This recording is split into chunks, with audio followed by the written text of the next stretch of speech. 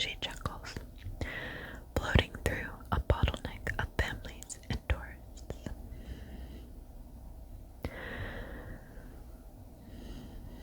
Very interested in this woman.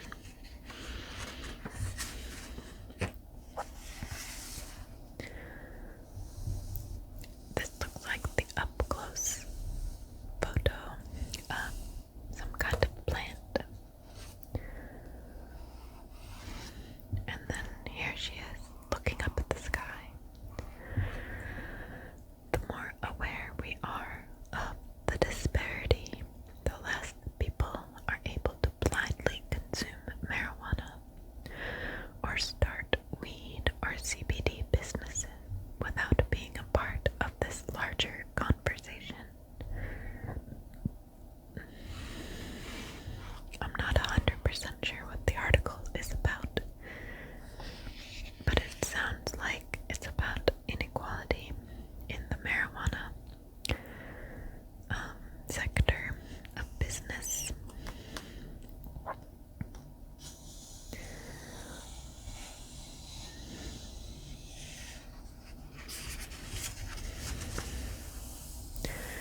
The next page is called The Furthest Dawn. Under the low-hanging orb of an alien landscape, first light and a strange awakening.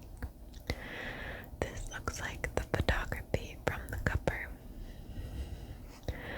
Photography by Romain Labrade, and styling by Camille Josephine Tessier.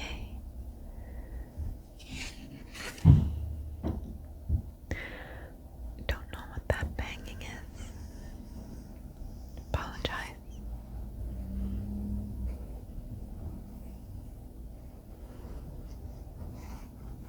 I absolutely love the muted colors of these photographs.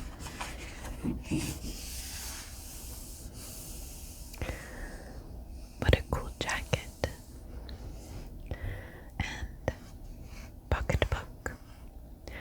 I love the yellow and the buttons.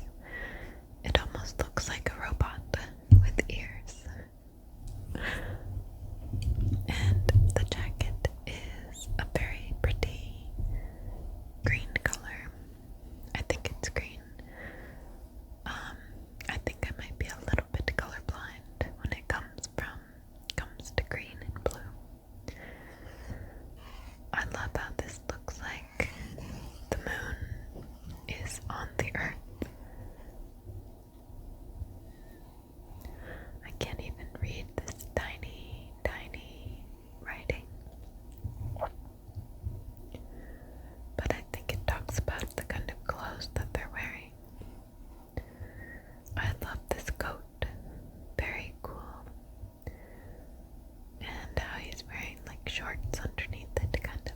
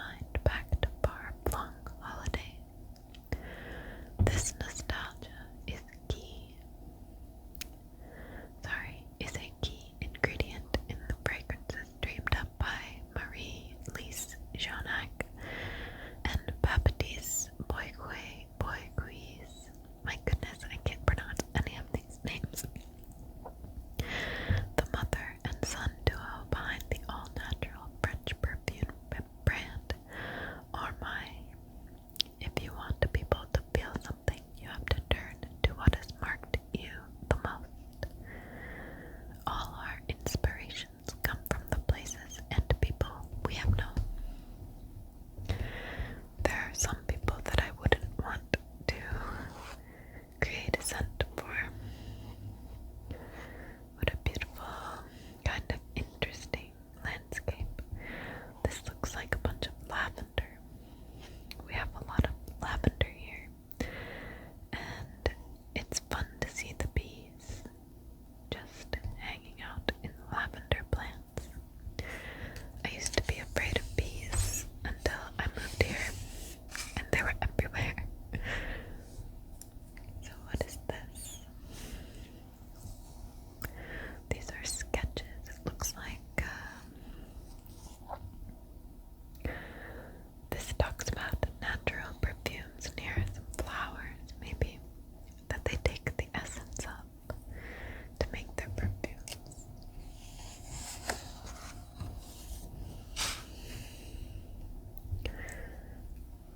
I think this is the same woman.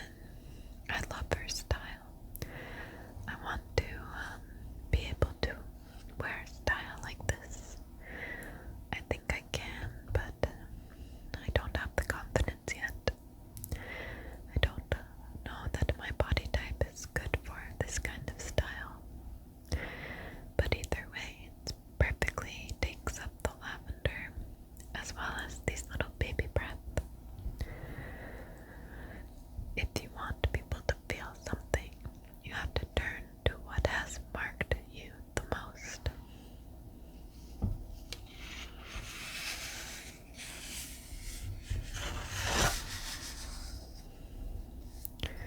Wow.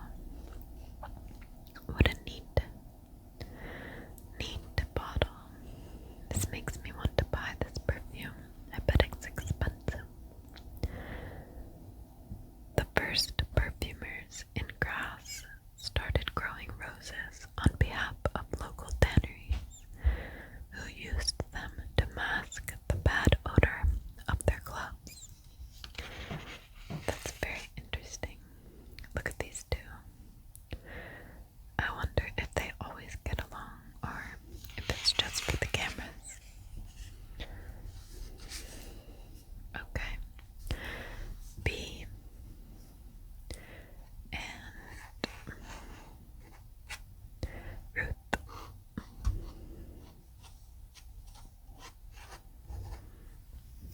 I don't know which one's B and which one's Ruth, but that's okay. They look like they're having a great time. In 1962, two young assistants ascended to one of the top spots in magazine design. Did we already read this together? I can't remember. Ruth Ansel and B. Feitler's groundbreaking collaboration at Harper's Bazaar, without which the 60s might have never swung quite so hard. I'm excited to see these photos. I love the 60s. Oh yes, look at this. These patterns are so gorgeous. Look at these cool gloves and these white hats and this weird visor. That might be perfect for COVID. I'm sorry if you can hear my upstairs neighbors. They're kind of loud when they walk around. Throughout their careers, the designers clung to Ansel's belief that you should always hire people smarter than you.